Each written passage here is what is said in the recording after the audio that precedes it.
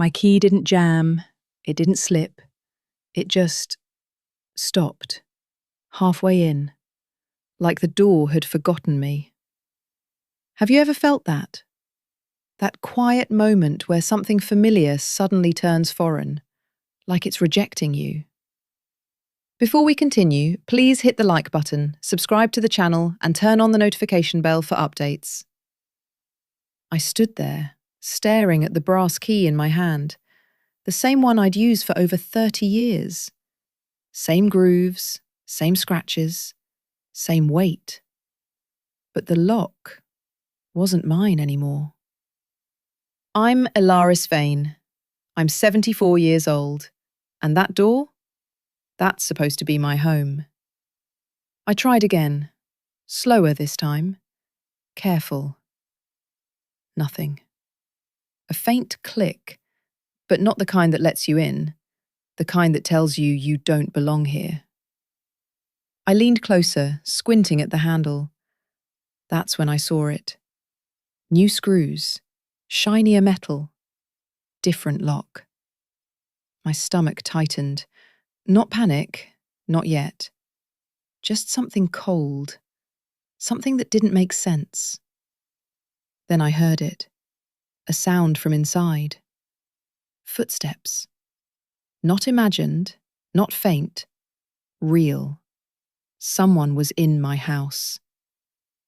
I knocked, once. Calm, controlled. No answer. I knocked again, louder. My knuckles stung this time. Still nothing. So I did the only thing left. I called my son, Darian. He picked up on the third ring. "Hey, Mum."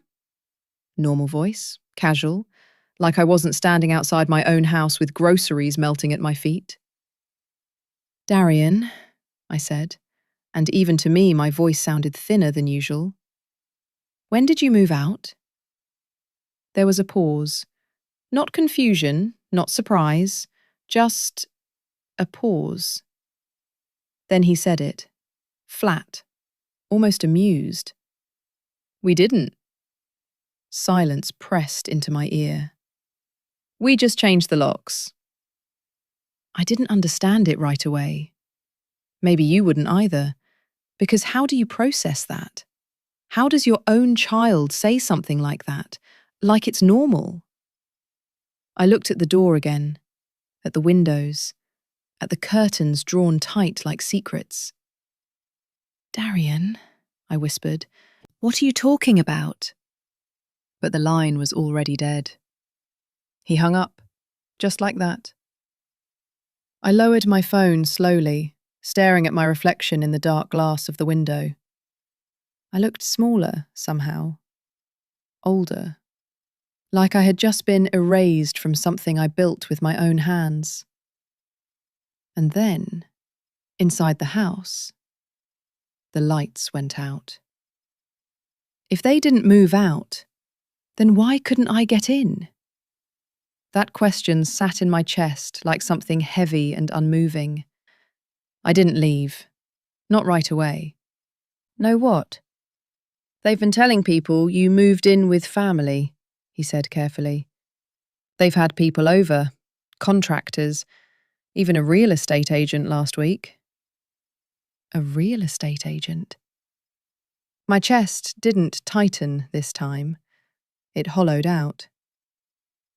"They're getting ready to sell, Ilaris." Sell?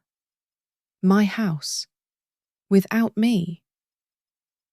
I stared at the front door again, but now it looked different. Not just closed, claimed. "Heston," I said quietly, "did you ever see me leave?" "No," he replied. "That's why it didn't sit right." I ended the call. I didn't knock again, didn't call Darian back.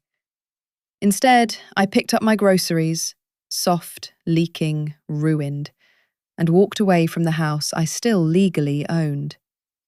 Not defeated, not confused anymore, just thinking. because something about this felt wrong. Not just emotionally, legally. And 3 days later, my phone lit up with a message from Darian. If he locked me out, then why was he still texting me?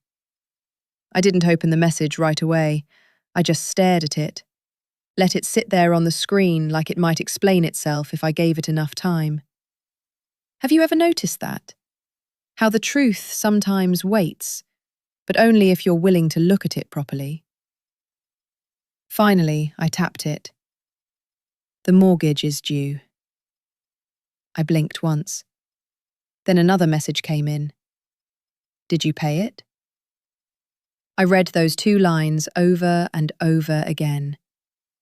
And something inside me shifted. Not panic, not hurt. Clarity. Because now it made sense. Not all of it, but enough. Darian didn't just want the house. He wanted it clean. No debt, no complications, no resistance. And most importantly, no me. I leaned back in the small rented room I'd been staying in. There wasn't much. A bed, a chair, a narrow window. But it was quiet. Quiet enough to think clearly. And I needed that. Because Darian had made one mistake. He assumed I had stopped paying attention. Slowly, I reached into my bag and pulled out a worn folder. The edges were bent, the papers inside carefully stacked. Copies, records, documents. Things he told me I didn't need to worry about anymore. I opened it, and there it was. The detail he either missed or didn't understand. The mortgage wasn't simple. It never had been. After my husband passed, I restructured everything. Quietly, carefully. No announcements, no explanations. The house was tied to a conditional trust. One requirement above all others. I had to be living there. Continuously. If I wasn't, the entire agreement changed. Not slowly, not eventually, immediately. The bank wouldn't just ask questions, it would step in, freeze everything. Sales, transfers, ownership claims, all of it. I placed the papers down gently, almost respectfully. Because in his rush to take control, Darian had done the one thing that would cost him everything. He removed me. My phone buzzed again. Mum, I need to know. Did you pay it or not? This time, I didn't hesitate. My fingers moved slowly across the screen. Every word deliberate, measured. Didn't I warn you? I hit send. And for the first time since that door refused to open, I felt something close to balance. Not victory, not yet. But something had shifted. Because now, it wasn't about getting back inside.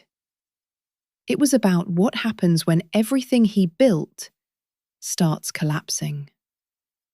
And that part, it was already beginning. By the time my son understood what he'd done, it was already too late. The call came the next morning. Not from Darian, from the bank. I answered it calmly, already sitting by the window, already dressed, already expecting it.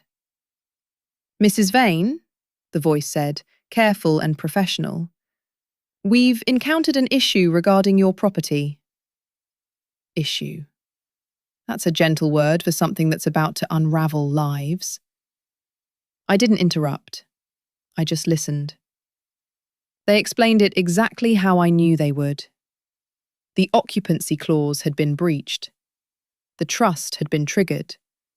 And now, Everything tied to that house was under review. Frozen.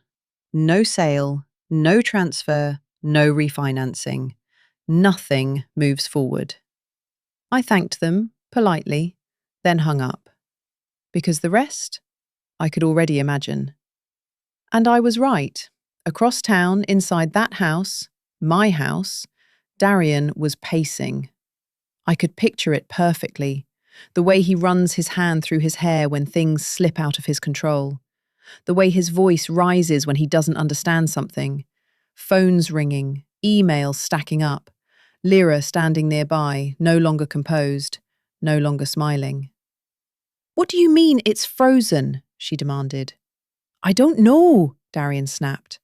"They're saying something about residency, about Mum." "You said she was handled." "I thought she was." That's the moment things start breaking. Not just plans, but people. Because this wasn't supposed to happen. They had a plan. Change the locks, control the narrative, list the house, sell it quickly.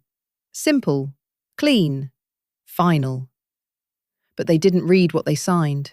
They didn't understand what held that house together legally, and they didn't think I would either. Later that afternoon, I got another call. This one, different. A lawyer. Darian's lawyer.